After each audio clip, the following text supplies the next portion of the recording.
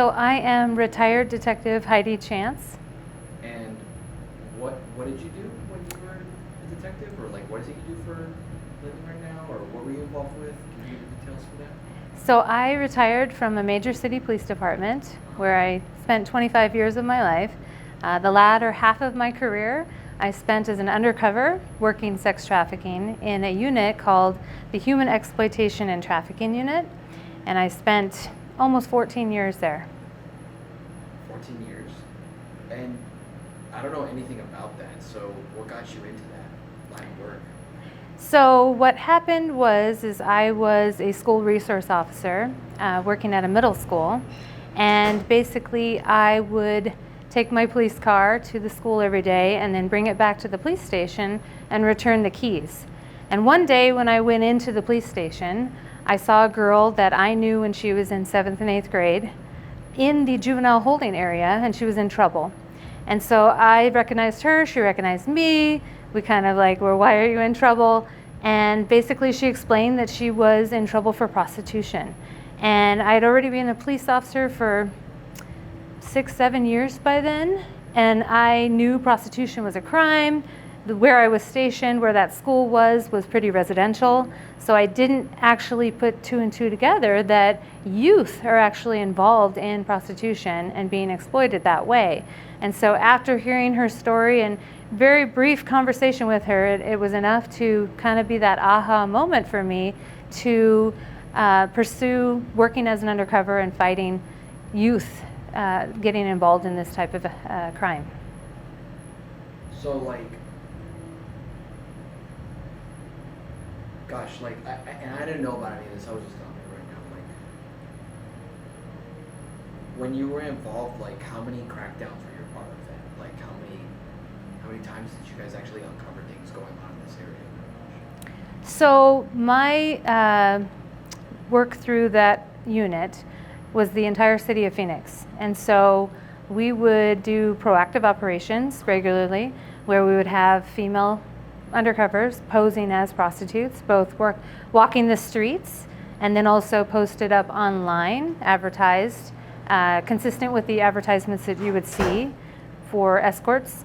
And almost, I would say in a 10-hour shift, we could arrest 15 to 20, 22 Johns, or sex buyers, men who are coming to our hotel room buying sex, or who are soliciting us on the side of the road, stopping their vehicles, rolling down their window, making contact with us.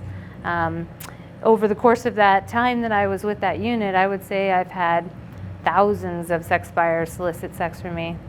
And then we evolved to pursuing traffickers because we recognized that attacking this problem, we have a supply and demand issue, and the supply is the victims being provided to the demand, which are the sex buyers. And so we started targeting the traffickers. Another term for that is pimp. One and the same person doing the exploitation of others. Traffickers, we were targeting them. We realized that they are using social media and the internet to recruit and groom nationwide, worldwide. I've done investigations where I have engaged in conversations with traffickers trying to recruit and groom me on undercover social media profiles. And I may have talked to that trafficker for a week's period, and the same message that they sent to me, they sent to 91 other profiles, copy and paste almost, just fishing, casting their fishing line out there to see who would take the bait. And I noticed that that's a huge issue, where our youth are getting caught up in this situation because it's so easy for traffickers to use social media. And our youth, because they think they're going to be Instagram famous someday, leave their profiles open to the public for anyone to basically walk through their home door and engage in conversations with them to lure them away and invite them to meet with the trafficker and get exploited. How far does it go? Like, what's the point A and point B of this whole operation they have going? Like, this is a business for them, right? So they get these girls, and then what happens? Like, once you get them, what is the process they run through? So as far as traffickers recruiting and grooming, they spend a period of time. It could be a few minutes, it could be several weeks, depends on that victim that they're trying to exploit and their vulnerabilities. Because that's what they're doing, is they're seeking out victims' vulnerabilities. And so when they engage with these individuals, it's easy for them to get to know them if they're already upset with their situation, if they are down on their luck, if they are living at home and they're upset with their parents, those types of situations that traffickers can exploit. And basically when they are in those conversations, in the initial stages of a relationship, they are trying to showcase a better life. Showcase that if you come with me, I'm going to take you shopping. We're going to get your hair done. We're going to get your nails done. You're going to live this fabulous life. And we're going to go to Vegas. We're going to go to Miami. Anything to make that victim think that the life with this trafficker is going to be better than the one they're living. And unfortunately, a lot of victims fall into that, especially young victims, because they're unhappy with the situation they're at home. When they get them, they flip the script on them, and basically it becomes a violent situation. They get physically assaulted, they threaten them, they intimidate them, and all the while they were developing that relationship, of course they learned specifics about that victim to be able to use it against them later and threaten them. And so that is definitely enough for victims to stay, because they know that those threats are real. One of the most important things that I've learned in my entire time doing this type of crime, work in this crime, is that a trafficker is the most reliable person you will ever meet. If they say they're going to beat your ass, they're going to beat your ass. If they say they're going to take you in a car, they're going to drive by your mom's house, they're going to point a gun at your mom's house, and depending on how they feel at that moment, they may or may not shoot. They're going to get you in the car, they're going to drive you to your mom's house, and they're going to point a gun at the house, because they have to have victims believe that what is going to happen and what they say is going to happen actually will happen. Otherwise, these victims, why would they stay if they weren't afraid? And so that's a very real thing for them. How long do they intend on using these people for? So typically when traffickers exploit a victim, it could be a period of years. It could be until they are no longer marketable, because they are there to make money. It could be that they are arrested too many times and they're too much of a risk because the trafficker doesn't want to get caught. And so because they have a criminal history record, or they've had their children taken away from them by CPS or child safety, that they might not cooperate with the trafficker. Any moment of time along the way where they feel this victim is no longer going to be useful to them, they will discard them. Okay, so how big of a problem is this? Because, and I know that's a dumb question, but like, to the average citizen that doesn't know what's going on, how big of an issue is this? How much of this is happening? I guess we're talking. So when you look at criminal organizations, specifically here in the United States, we know drug trafficking is number one criminal organization, worldwide even. Now, illegal arms trade is number two. Selling guns, illegal arms trade.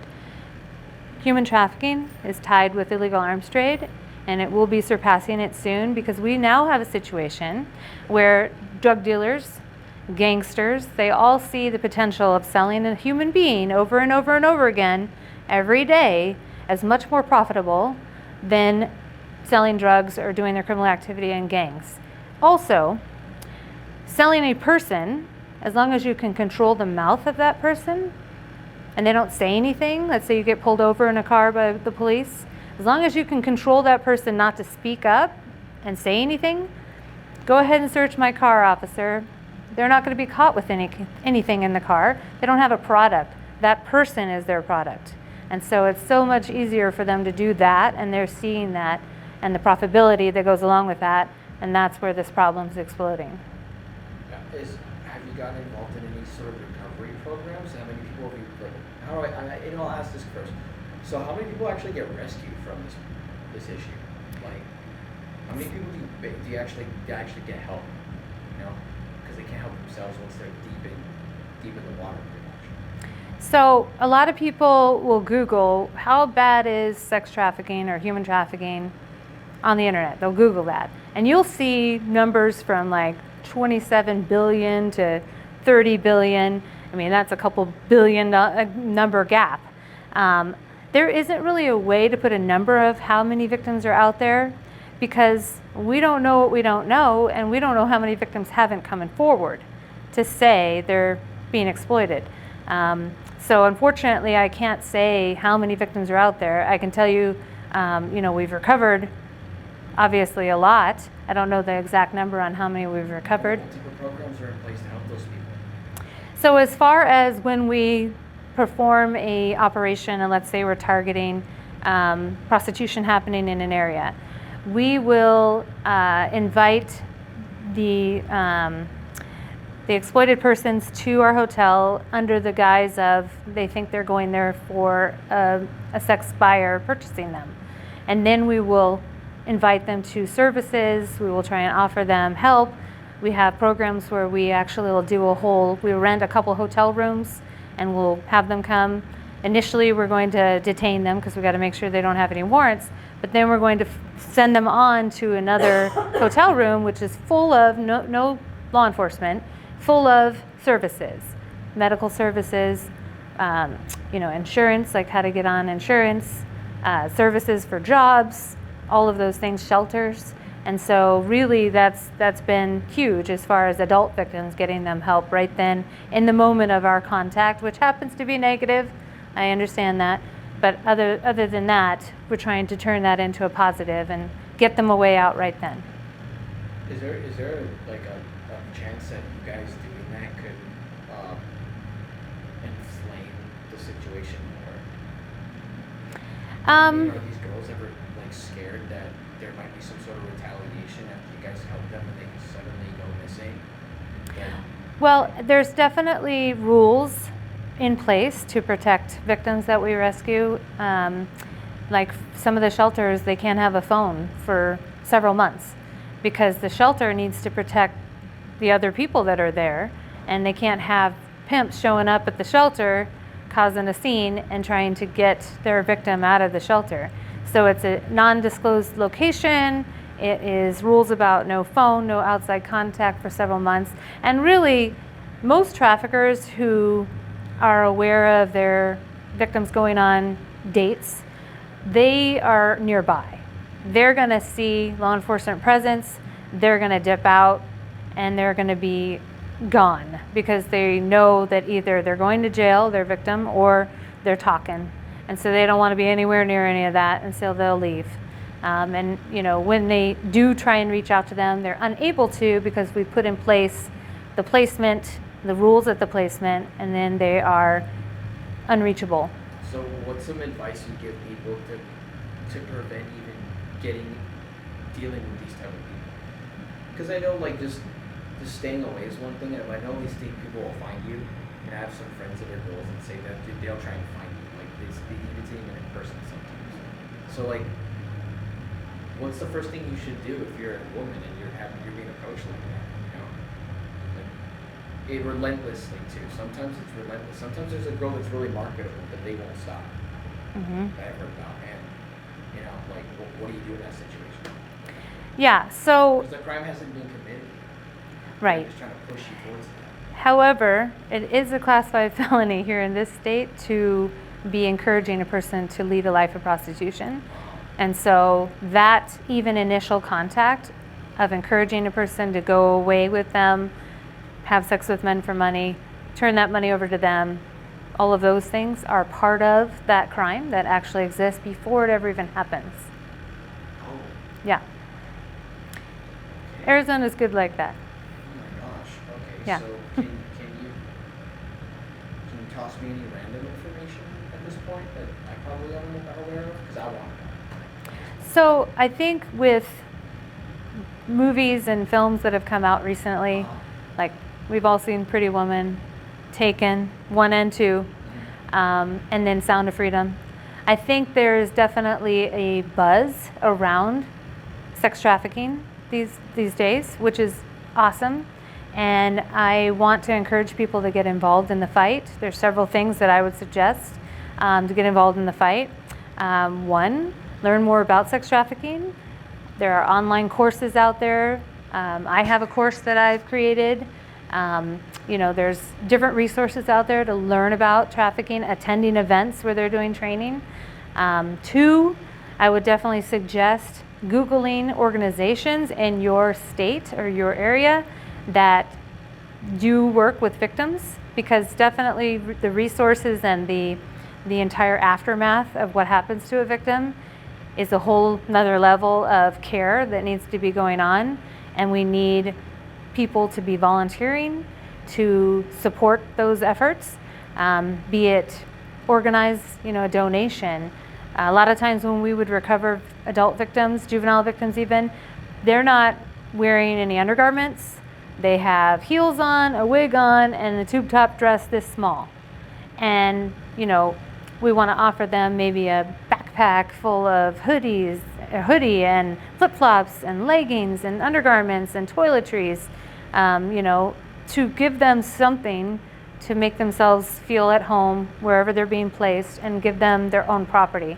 Because a lot of times victims who I've talked to, and I've had hours of interviews with victims across the table from me, they're concerned about what they have left at the hotel, because that's all the property they own.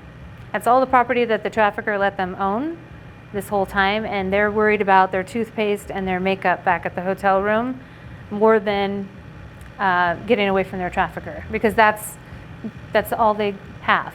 Yeah. And so being able to give them property to own that's just theirs is huge.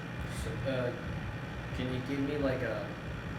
Cause I'd like to hear, can you give me a story? Mm-hmm. What's the most prevalent experience you've had with that job, with your detective job? So the biggest investigation I've ever had is a record for the United States. It was a case that took 5 years of my career, from the date, I think it was in 2009, 2010, when the main victim, who was a juvenile, disclosed what was happening to her older sister, who called the police. It was familial trafficking, meaning her trafficker was her uncle. And so familial means not necessarily always a relative, it could even be a boyfriend, but it's someone that the victim knows. Anyway, she disclosed that he was having her prostitute out of a house that he had set up with several rooms. They all had video surveillance in them, and sex buyers would come to the house. The girls would line up and they would pick the girl they wanted to have sex with. They'd go in the room and then pay the uncle and then leave. She was 16, so she's a juvenile.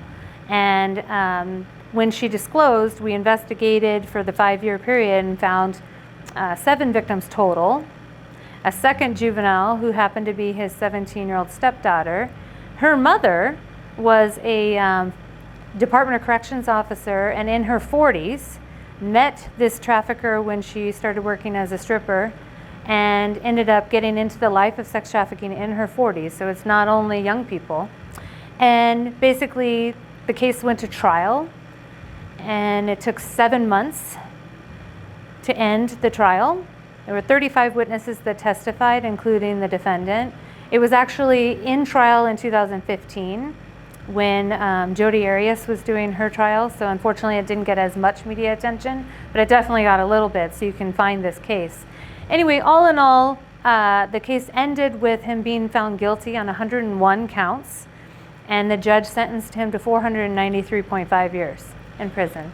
So that's a record. Oh my gosh, 5 Yeah. years though, dude. Almost 500 years. But the length of the case that you said, Oh, yes. going for a minute. Yeah, the reason it took so long is because we had to find more victims. We had to re-interview victims. We traveled all over the United States for that case. We had to find evidence because we were kind of working backwards, locating evidence. And then ultimately, it was, in my opinion, the justice system isn't perfect, and it was a situation where the defense, I feel, was delaying and continuing the trial in efforts to have the main victim fall back into prostitution, which she did, and fall into drugs heavily, which she did, and they were hoping that something would happen to her and she wouldn't be available to testify, and therefore the case goes away. Because unfortunately, if anybody's ever reported a burglary before, the cops show up and we ask you, do you want to press charges? We ask you that because I can't speak for you. If it goes to trial, if you identify the person, you're the one who has to say that was the guy. And so, they were hoping that she wouldn't be available to testify. Yeah, it's a big one. Is there another story that you can tell us that kind of resembles that one? Because I know you were on ABC, or you were on TV, right? PBS, Yeah, PBS, yeah. How was that like? How was having a show like that? So, another film to suggest that you watch, besides the ones that I mentioned, Frontline PBS did a documentary on our unit. It is an excellent depiction of what domestic sex trafficking looks like here in the United States. They filmed this for over 3 years, and it's called Sex Trafficking in America.